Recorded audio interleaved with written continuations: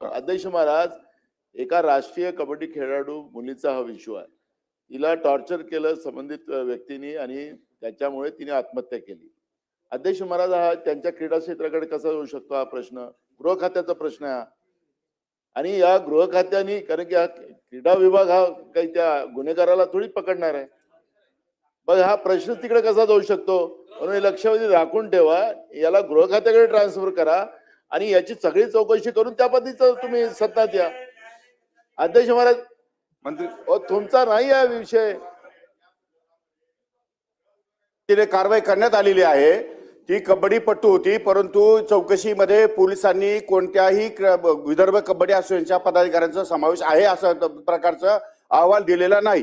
त्यामुळे जरी अशा प्रकारचा गैरकारभार असेल तरी सुद्धा राज्य पातळीवरच्या क्रीडा अधिकाऱ्यांच्या डेप्युटी डायरेक्टर लेवलच्या अधिकाऱ्यामार्फत आम्ही चौकशी करू आणि चौकशीमध्ये जर ते पदाधिकारी दोषी आढळले तर आम्ही चॅरिटी कमिशनरकडे या ठिकाणी त्यांना विनंती करू की याच्यावरती तात्काळ कारवाई घ्यावी. कारण रजिस्ट्रेशन जे आहे, रजिस्ट्रेशन करणारी अथॉरिटी जी आहे ते चॅरिटी कमिशनर आहेत, ती राज्य सरकारकडे रजिस्टर झालेली नाहीये. आम्हाला ती कारवाई करायची असेल तर आम्ही डायरेक्ट कारवाई करू शकत नाही. आम्हाला विनंती करावी लागेल चॅरिटी कमिशनरला किंवा या ठिकाणी कोर्टामध्ये चार्जशीट दाखल झालेला आहे, त्यामध्ये कुठल्याही प्रकारचं या ठिकाणी अधिकाऱ्यांचं त्यामध्ये दोष आढळून येत नाही आणि पदाधिकारी सुद्धा त्यामध्ये दोषी आहेत अशा प्रकारचं निदर्शनास येत नाही. त्यामुळे ते कारवाई कोणावर करायची हा मोठा प्रश्न आहे. एक राष्ट्रीय खेळाडू, त्या मुलीला आत्महत्या त्या टॉर्चरमुळे करण्यात आलेली हे मान्य केलेलं अध्यक्ष. त्यांचं मंत्री महोदयाचं म्हणणं आहे की आमच्या जो कबड्डी असोसिएशन आहे त्याच्यातला कोणी नाही आहे. असो ना, कोणी XYZ असो, पण XYZ असेला एक राष्ट्रीय खेळाडू आमच्या मुलीची आत्महत्या झाली आणि त्या टॉर्चरमुळे झाली, तर त्या अशा लोकांना सोडून द्यायचं आमचा नाही म्हणून पोलिसांच्या माध्यमातून हे चौकशी. म्हणून हे लक्षवेधी गृह खात्याकडे ट्रान्सफर करा आणि राखून ठेवा आणि त्यांना त्यांच्याकडे उत्तर द्या ना. असं कसं होऊ शकतं?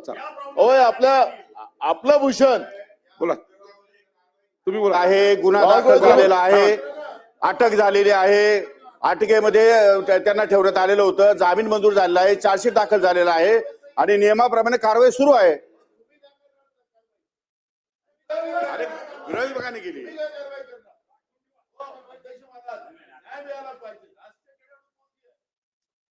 त्यांनी चांगलं म्हणावलं की बेटी पढाओ बेटी बचाओ वाला तो.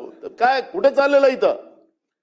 राष्ट्रीय खेळाडूलाच आम्ही सुरक्षित ठेवू शकत नाही तर मग काय चाललंय इथं? ऑलरेडी त्याच्यावरती गुन्हा, म्हणून तर गृह खात्याकडे ट्रान्सफर करा, तुम्ही राखून ठेवा. माननीय अध्यक्ष महोदय, माननीय क्रीडा मंत्री माणिकराव कोकाटेजींनी त्यांच्या तपासातले त्यांनी या ठिकाणी सभागृहात सांगितलं आहे. पण सन्मानित सदस्यांचा जो रोख आहे तो ज्यांनी कोणी त्या